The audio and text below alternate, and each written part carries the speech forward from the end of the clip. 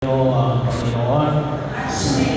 Tayo ngayon ay nagdiriwang ng dakilang kapistahan na katawan at dugo ng ating Panginoong Jesucristo. Ito po ang pinakahuling series ng mga linggo ng pagdiriwang. Pagkatapos po ng pag-akyat ni Jesus sa langit, ipinadala niya ang Espiritu Santo at ang pagkamistahan ng nakarang linggo, ang banal na isang tatlo. At ngayon naman ay ang dakilang kamistahan na katawan at dugo ng ating Panginoon Jesucristo. Pero bahagi ng ating paniniwala. Tayo lamang ang naniniwala na si Jesus ay nasa anyo ng tinapay at alak sa banal na pagdiriwang ng misa. Bagaman po may ibang tayong mga kapatid na mga Kristiyano na may komunyon, pero sa kanila simbolo lamang. Hindi tunay na si Jesus noon. Sa atin, maliwanag na si Jesus mismo ang naroon sa anyo ng tinapay at ng alak bilang kaganapan ng pangako ng buong ikapal na ako ay palaging kasama ninyo hanggang sa wakas ng panahon. Marami na rin ang mga himala ang nakita natin kay sa tinatawag natin dakilang kamistahan ngayon, yung katawan ng dugo. Lately, kamakayan lang ay dito sa India, sa Baguio, na nakita doon sa Osya, yung larawan ng ating Panginoong Jesucristo. Well, marami pa po, pero tayo ay nawalang ipinapakita sa atin, naniniwala tayo na ito pinatagdag natin ay katawan at dugo ng ating Panginoong Jesucristo sa anyo ng tinapay ng ating Ebanghelyo natin ngayon ay tungkol doon sa pagpaparami ng tinapay at ng isla. So, may kakayanan ng Diyos na magparami mula sa lihitan. Marami pa mga himalang pinakita sa Jesus natin. May kapangyarihan siya na higit sa kapangyarihan ng kalikasan. Pero naman, makita natin yung paniniwala na ito. Bahagi yun. Una, sa ito ang katawan ng Jesus bilang pag-alaala natin sa Kanya. Bilang pag-alaala natin sa Kanya. Tayo gusto natin palagi mayroon tayong alaala. Mayroon tayong souvenir. Kasi isa ko sa mga pinakatakot natin tayo ay makalimutan ng kaling kapwa-tao. Isa yun sa mga fear ng tao. Makalimutan ako, maliwanan ako, hindi ako may isama. Sabi na natin, naiwan, left behind. Pero bahagi yun na kung saan ay makita natin, magaman sabi na natin sa Jesus na inaalala natin. Pero ang Diyos nyo, hindi sa Jesus ang inaalala natin, more na rin. Hindi tayo nakakalimutan ng Diyos. Kasi inamin niya na siya ay maging bahagi ng ating pagkilos sa daigdig na ito. Kaya kung sinabi yung parin ito, ang aking katawan ay inihandog sa inyo para sa pag-aalaala sa akin. Ay kung lusin ay ipinamanin ka sa akin ng Panginoon natin na hindi tayo makalimutan ng Diyos. Bago natin kalimutan yun, tayo ang nakakalimot. Kasi yung ating pananampalataya, isang pananampalataya na nakabase higit sa lahat sa presensya ng Diyos. Sabi nga ho namin, hindi lamang sa kanyang banal na kasulatan sa Biblia, hindi lamang sa presensya ng kanyang mga alagad, hindi lamang sa presensya ng sambayanan. Sabi nga, may 2 or 3 who gather on my name, I am on their midst. Bahagi yun. Pero isa yun ito sa mga biyaya ng utusin po ay alin, ay pinamamanin ko sa atin natin na siya ay maging bahagi ng aming pagkilos, hindi lamang sa sarili namin kaisipan, ngunit alin, in flesh. In flesh, katawan at dugo. Very, very intimate. Kaya kung sinasabi, ipanawa ka ng laban ng Diyos, ay hindi nila pwede sabihin na nahawa ka nila ng Diyos.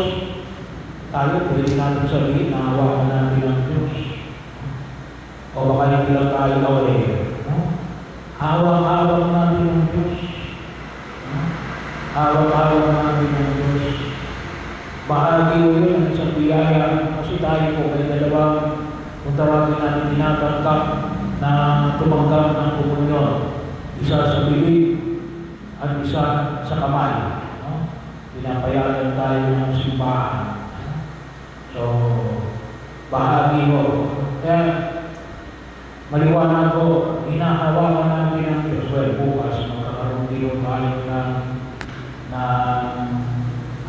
posisyon, bukas ng madaling araw. So, tila-tila natin yung monstrance, na nariyan, na ilalagay yung consecrated host na ating ngayong bebesan o konsagra. Bahagi yun na ating pinababanal.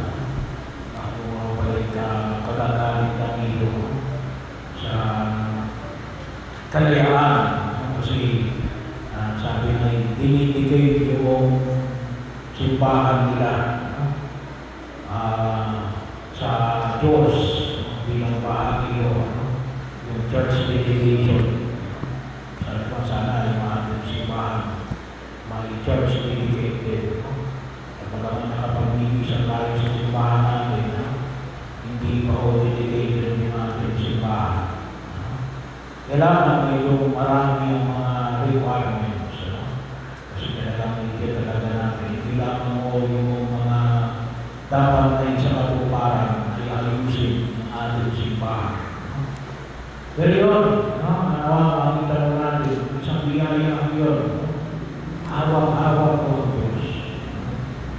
Ginawa. Pangalawa, bahagi ko natin na tinatanggap natin sa Jesus. Sabi natin, yung sinasabi natin sa alaala ay hindi lang o alaala, hindi lang memory. Ngunit tinangis ng Diyos na maging regalo siya. Present. Pag sinabi natin present, narito. At the same time, ibig sabihin, isang regalo.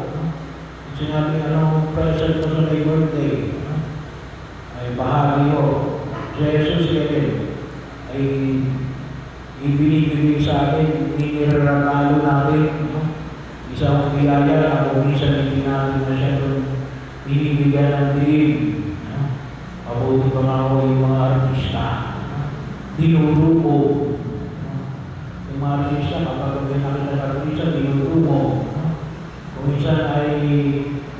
alam ko minsan yung kanyang damit, mapunit man lamang para may souvenir. Pero isang biyaya na binibigay ng Diyos sa ating bilang mga mananampalatayang Kristiyanong Katoliko, hindi lang damit. Mismo katawan at dugo ng ating Panginoong Jesucristo. So, bahagi ko, yan ang napakahalagang regalo sa atin. Sa ngayon, hindi lamang nung nakalipas, hindi lamang nung hinaharap, kesa naman mahalaga natin yung kasalukuyang panahon, yung biyaya na yung pinagkakaloob ng Diyos. Sa ngayon, bahagi ko, ang yung ating biyaya ay biyaya natin na nais na ipagkaloob ng Diyos. Sa ngayon, hindi lamang alaala, hindi lamang memory, hindi lamang pangarap, hindi lamang bahagi ng nakalipas, hindi lamang bahagi ng hinaharap na kung isa na hindi natin malaman kung darating. Pero kapag sinabi natin na nandito mismo sa harapan natin, ay sana po ay hindi natin pakinabangan. Kaya na, isa po ito sa biyaya na ang dulot na Jesus. Sabi nga, kung minsan, marami tayong kalungkutan, anxiety, stress, at saka depression, kasi nga, hindi natin nakikita yung sa kanilang biyaya. Ang biyaya ng Diyos na nanarito sa gitna natin.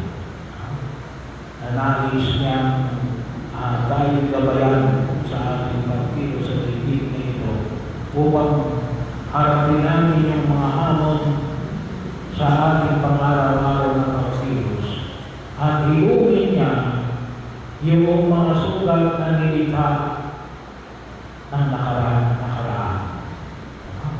At ginili sa pamagitan ng pagtangkad natin na komunyon. Kaya nga siguro, pasensya lang, malayo yung sinasabi na kung maaari, yung kung mga may sakit. Sabi ko, kayo ay magpapahin ng Santo Odio. Bakit hindi lang ako din ang simbahan? Kasi kapag pinahirap na yung Santo Odio, may kaakilot na yung kumbisan. At dadala na kayo ng komunyon.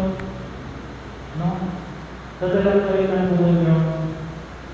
Bahagi yun sa Jesus sa ano ng tinapay. Yung biyaya na nagdululot sa amin natin, bigyan tayo ng lakas. Yun ang pinaka-napakagandang regalo. Kaya sabi na natin, ay may isang present na kumisan ay taken for granted. Sinasayang natin. Pero ganun kagaling yung ating Diyos. Nais niya tayong makasama. Hindi lang pagkatapos ng ating buhay sa daigdig na ito, hindi lamang sa panahon ng ating kamatayan. Ngunit mismo habang tayo naglalakbay sa daigdig na ito. Nais niya ang itong regalo na ito ng kanyang pagkakari ito ay tunay na magbigay sa atin ng lakas at magdulot sa atin ng pagkahilo ng anumang uri ng sugat na nakasakit sa atin. Kaya sabi ko ay kinakailangan natin pakinabangan ang dakilang regalo na ito